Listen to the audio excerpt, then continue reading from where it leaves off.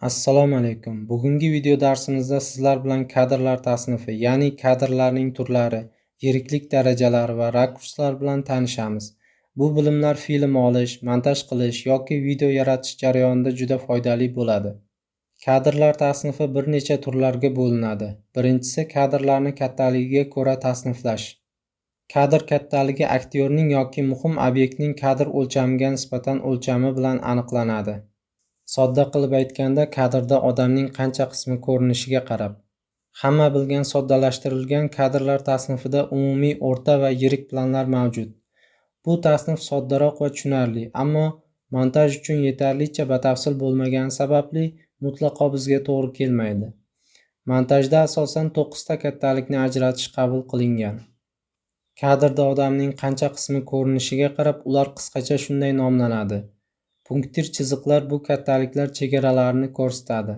Masalan, MLS medium long shot deb qisqartirilgan kattalikda biz odamni sonidan pastroq yoki tizzasidan pastroq ko'rishimiz mumkin. Yanada sxematikroq rasmni bu tasvirda ko'rishingiz mumkin. Kadrlarning yirikligi bo'yicha tasniflar juda ko'p va bir xil nomlar turli tasniflarda turlicha yiriklikni anglatadi. Umuman olganda ma'lum bir kattalik faqat masalan tizzagacha bo'ladi deb aytib bo'lmaydi. Kadrdagi odamlar harakatlanadi va siljiydi. Shuning uchun chegaralar doimo biroz o'zgarib turadi. Shuni yodda tutish kerakki, odamni ko'krakdan pastroqda ko'rganimizda bu o'rta plan hisoblanadi. Inson to'pig'igacha ko'ringanda esa plan umumiy bo'ladi. Tafsilotlar va yirik planga oid barcha narsalar Q close-up qisqartmasiga ega bo'ladi. O'rta va umumiy planlar uchun Q o'rniga shoot so'zini anglatuvchi S harfi ishlatiladi. Endi ularning har biri haqida batafsil to'xtalamiz. Extreme close-up ruscha tasnifida detal deyiladi. Bu eng yirik plan bo'lib, unda bitta ko'z, bitta barmoq, bitta burun, bitta quloq va shu kabilar tasvirlanadi. Biroz uzoqlashgan planda big close-up hosil bo'ladi. Bunda yarim bosh yoki butun bosh ko'rinadi. Ammo ko'pincha peshona tasvirga kirmaydi. Keyingi yiriklik close-up bo'lib juda mashhur hisoblanadi. U tie shot deb ham ataladi, chunki bu yiriklikda pastki chegara erkakning bo'yinbog' tuguni turishi mumkin bo'lgan joyga to'g'ri keladi. Bo'yinbog' tugunidan yoki o'mrov suyagidan pastdagi barcha narsalar keyingi yiriklikka kiradi. U medium close-up deb nomlanadi. Ruscha tasnifida siz sut rangidagi yoki yarim yirik plan nomini uchratgan bo'lishingiz mumkin. Bu ko'krak cho'ntagining pastki chegarasigacha bo'lgan kattalik bo'lib, aql o'yinlari filmidan olingan skrinshot buni yaqqol ko'rsatib turibdi. Odamni ko'krakdan pastroq ko'rganimizda buni o'rta plan yoki medium shot, shuningdek bel plani yoki wide shot belgacha yoki undan sal pastroq deb bemalol ayta olamiz. Bu yerda shuni ta'kidlash joizki, odamlarni ko'pincha bo'g'imlaridan kamdan-kam kesishadi. Ya'ni siz medium shotni aynan belgacha ko'rishingiz ehtimoli kam. U doim yo biroz yuqoriroqda yoki biroz pastroqda bo'ladi. Keyingi kattalik American shot. Uni imkon qadar tanish so'zlarni saqlab qolish uchun medium long shot deb atash ham mumkin edi. Lekin American nomi juda qulay, chunki bu aynan kovboylar haqidagi Amerika filmlarida aktyorlar suratga olingan kattalikdir. Aynan shunday kattalikda belida to'pponchasi bor kovboy tizzasidan sal yuqoriroqdan yoki sal pastroqdan ko'rinadi. Keyingi kattalik long shot yoki to'liq plan bo'lib, bunda biz nihoyat odamni butunligicha ko'ramiz. Ba'zida u to'pig'igacha kesilgan bo'lishi mumkin. Bu umumiy plan hisoblanadi va unda odam butunligicha, shuningdek boshi ustida va oyoqlari ostida ozgina bo'sh joy bilan ham ko'rinishi mumkin. Bu bo'sh joyning o'lchami rasmda ko'rsatilgan. Agar kadrdagi odam yanada kichikroq ko'rinsa, bu very long shot, VLS deyiladi. Bunda odamning tepasi va pastida yana yarim odam sig'adigan joy bo'lishi kerak. Agar kadrdagi odam ekranning eng pastki qismiga joylashtirilgan bo'lsa va uning tepasida xayolan yana bir butun odamni joylashtirish mumkin bo'lsa, bu ham very long shot hisoblanadi. Bunday bahsli holatlarda odamni xayolan ekran o'rtasiga siljitib ko'rish kerak. Agar siz odamni belgacha ko'rsangiz, lekin uning tepasida kadrning yuqori chegarasigacha yana shuncha bo'sh joy qolsa, bu medium shot emas, balki long shot bo'ladi. Buni odamni xayolan yuqoriroqqa siljitib tasavvur qilish orqali aniqlash mumkin. Va oxirgi eng kichik o'lcham extreme long shot, very long shotdan to extreme long shotgacha. Bu cheksizlikka qadar bo'lib, ba'zida bu o'lchamda odam umuman ko'rinmaydi. E'tibor bering, extreme so'zi extreme close up va extreme long shot atamalarida ham uchraydi. Ammo qisqartmalarda birinchi holatda E harfi, oxirgisida esa X harfi qo'llaniladi. Bu ikkala o'lchamni osonroq farqlash uchun shunday qilingan.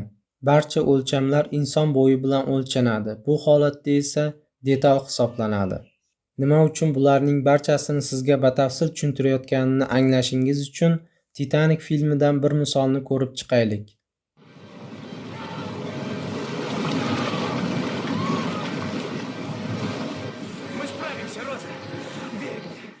Biz 4 ta planni ko'rdik. Endi ularning har birining o'lchamini aniqlashga harakat qilib ko'ramiz.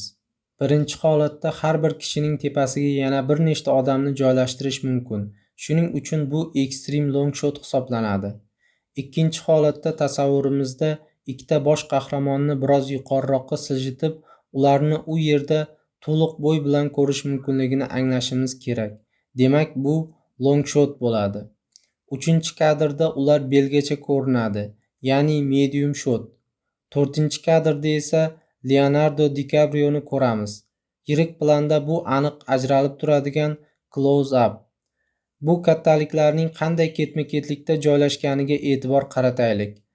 Avval extreme long shot, keyin bitta oralab long shot, yana bitta oralab medium shot va yana bitta oralab close up keladi. Montajdagi yirikliklar haqida eng muhimi aynan mana shularni eslab qolishingiz kerak. Kattaliklar orqali planlar eng yumshoq, sezilarsiz va ko'zga yoqimli tarzda montaj qilinadi. Bu qoida aynan bir kishi yoki obyektning kattaliklariga taalluqlidir. Agar biz ikki kishi o'rtasida suhbatni montaj qilayotgan bo'lsak, albatta har safar suhbatdoshni yangi kattalikda ko'rsatish shart emas. Bu faqat bitta obyektga nisbatan qo'llaniladi. Bu qoida doirasida ba'zi istisnolar ham mavjud. Ayrim kontrastli yirik planlar bir-biri bilan juda yaxshi montaj qilinadi. Masalan, big close up bilan extreme close up yaxshi mos tushadi. Very long shot esa extreme long shot bilan yaxshi uyg'unlashadi. Planning yirikligini aniqlayotganda kadrdagi asosiy obyekt asosida baholang. Agar oldingi fonda bosh qahramonning boshi yirik ko'rinayotgan bo'lsa, orqasida esa to'liq odamlar, masalan ortidan quvib kelayotganlar ko'rinayotgan bo'lsa, bu baribir close up hisoblanadi. Chunki asosiy obyekt bu yerda aktyorning boshi. Kadrlarni tasniflashning ikkinchi usuli kadrda nechta odam borligiga qarab. Aslida bu planda nechta odam bor deyish to'g'riroq bo'ladi. Farqini tushunyapsizmi? Agar kadrda faqat bitta inson bo'lsa, bu single shot, yakka plan deb ataladi. Agar ushbu odamga boshqa bir insonning yelkasi ortidan qarayotgan bo'lsak, bu over the shoulder, OTS, yelka ortidan plan deb ataladi. Bu juda mashhur kadr turi bo'lib, deyarli barcha dialog sahnalari shu tarzda suratga olinadi. Hattoki yelkaning egasi kadrda deyarli ko'rinmasa ham. Masalan, Will Smith bilan bo'lgan sahnada suhbatdoshining xira silueti ko'rinib turibdi. Bunday kadrlar dirty single, notoza yakka plan deb ham ataladi. Agar planda ikkita teng muhim personajlar ko'rsatilsa, bu two shot deb ataladi. Agar odamlar soni ko'paysa, bu plan group shot, guruhli plan deb ataladi. Ba'zilar bu turdagi planlarni three shot, massive shot va boshqalarga bo'lishadi. Yana kimlardir esa bunday qilishmaydi. Muammo tug'ilishi mumkin bo'lgan yagona holat, agar bir insonning yelkasidan turib bir nechta odam ko'rsatilgan bo'lsa, bu OTS ham, group shot ham bo'lishi mumkinmi? To'g'ri javob albatta mumkin. Chunki OTS ning asosiy belgisi yelka ortidan qarashdir. Shuning uchun bu ikkala holat ham OTS va group shot ham bo'la oladi. Kadrlarning uchinchi tasnifi rakurs bo'yicha. Bizda 3 ta o'q bor va aynan shu o'qlar orqali kamerani kadrdagi muhim obyekt atrofida aylantiramiz. Avval kamerani vertikal bo'ylab aylantiramiz. Uni maksimal darajada yuqoriga ko'taramiz. Bu plan aerial shot deb nomlanadi. Bu vaziyatda plan qush parvozi balandligidan olingan. Kamera maksimal darajada yuqorida turibdi. Shuning uchun uni ba'zida Bird's Eye View deb atashadi, ya'ni tom ma'noda qushning ko'zidan. Kamera biroz pastroqqa tushiriladi va high angle tasvirga olish obyektidan yuqorida joylashgan nuqtadan olingan kadr hosil bo'ladi. Bu rakursning yashirin ma'nosi obyektni ojiz va kichik qilib ko'rsatish. Kamerani yanada pastroqqa tushirib, Eye Level View ko'z darajasidagi rakurs rejimini hosil qilamiz. Bu rakurs ko'pincha tavsiflanmaydi, chunki aksariyat film planlari shu rakursda suratga olinadi. Shuning uchun raskadrovkalarda siz Eye Level View tavsifini ko'rishingiz dargumon. Ammo agar biz kamerani yanada pastroqqa tushirsak, high angle ga qarama-qarshi qiymatlarga ega bo'lgan low angle ni olamiz. Bu rakurs high angle ga qarama-qarshi ma'no beradi, ya'ni personajni qudratli, buyuk qilib ko'rsatadi. Biz kamerani juda pastga tushirganimizda Worm's Eye View, ya'ni chuvalchang ko'zdan qarash rakursini olamiz. Buning ma'nosi shuki, suratga olinayotgan obyekt yanada kamsitiladi, tahqirlanadi. Ba'zida high head shot deb nomlangan alohida rakursni ham ajratib ko'rsatishadi. Kamera suratga olish obyektidan biroz uzoqlashtirilgan va gorizont va kamera nuri orasidagi burchak ancha kichik. Vertikal rakurslarning hammasi shu yerda tugadi. Endi kamerani suratga olinayotgan obyektga nisbatan gorizontal yo'nalishda aylantiramiz. Agar kameraga to'g'ridan qaralsa, frontal yoki straight on deb ataladigan ko'rinishga ega bo'lamiz.